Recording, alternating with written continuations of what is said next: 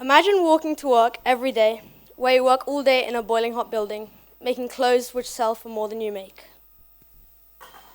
This is how 75 million people globally spend their time. How is something which is such a necessary product that everyone invests into so corrupt? Companies are making millions, billions, yet they're destroying our planet, from materials getting thrown away to workers getting paid so low we can't even understand. Hi, I'm Art, and for my quest, I'm making a sustainable fashion brand.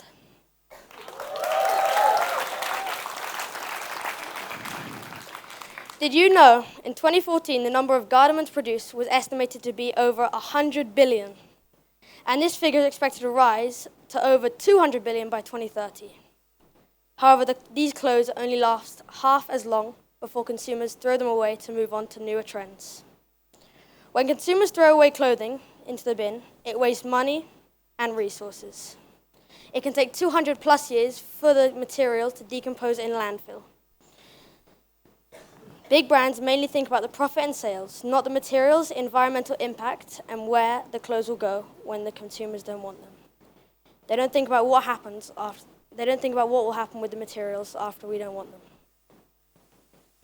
Did you know the British luxury brand Burberry brought in $3.6 billion in revenue and destroyed $36.8 million worth of its merchandise?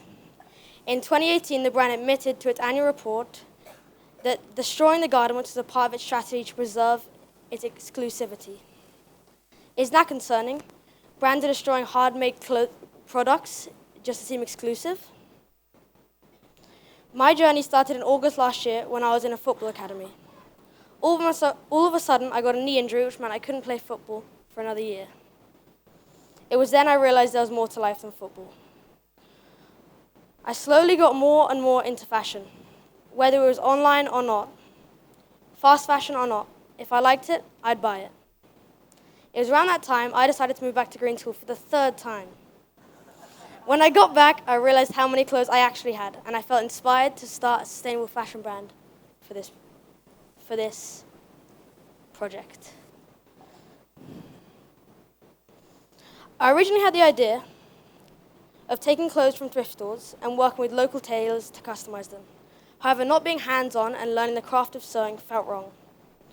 So I started brainstorming with my mum, and she suggested taking offcuts from a brand.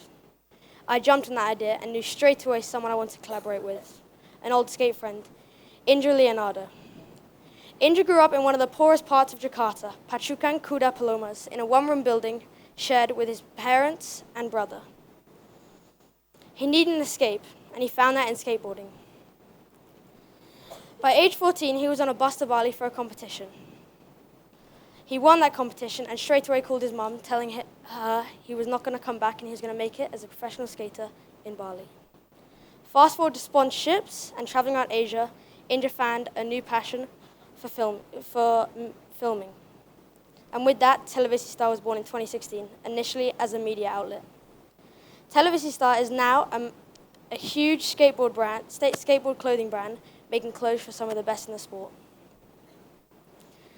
Televisistar also have a system for their offcuts, where they take the offcuts from their fashion items, shred them into smaller pieces and turn them into bricks.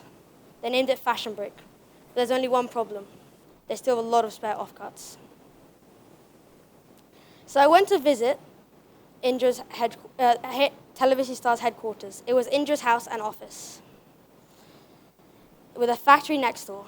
He had a pool, skate ramp, and a good group of designers. Pattern makers, marketing guys, and they all welcomed me with warm hearts. It went amazingly. I left with a bag full of materials, a lot of inspiration, and a big smile on my face. Now I had the idea and all the materials, I just had one small problem. I had no idea how to sew. I mean, how hard can it be? I can skate, surf, and snowboard. Well, it was hard. After some research, I found Couture Sewing Bali, a sewing workshop and tailors in Preranan. I signed up for 10 sessions and started sewing. Lessons on how to work the different sewing machines, pattern cutting tutorials, and a lot of unpicking. Each pair of shorts took over 4 hours to make, And after 7 weeks, I had made 6 pairs, which was my desired amount of shorts to make. Here are some pictures.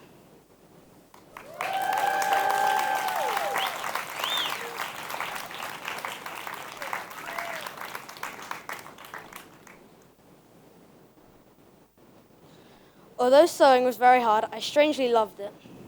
It was something I believe I'll continue to do after I'm done with this project. Please, next time you go shopping, think about the 713 gallons of water used to produce a single cotton t-shirt. This water is used in the cotton growing process, manufacturing, and dyeing stages.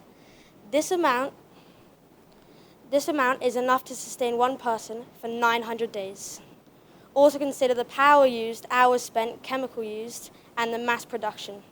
The labor and low wages people are experiencing, and how long you'll have the product before it gets discarded. Take it from me, thrift shopping is very fun, but making your own is 10 times better. I would like to thank my family and friends for all their help and support, Pakpat, Ibu Angie, and Ibu Laura for carrying me through this project, Couture Sewing Bali for all their help in teaching me, and Indra and the Televisi Star team for giving me so much to look up to and for all the materials. Fast fashion is not free. Someone somewhere is paying the price. Thank you.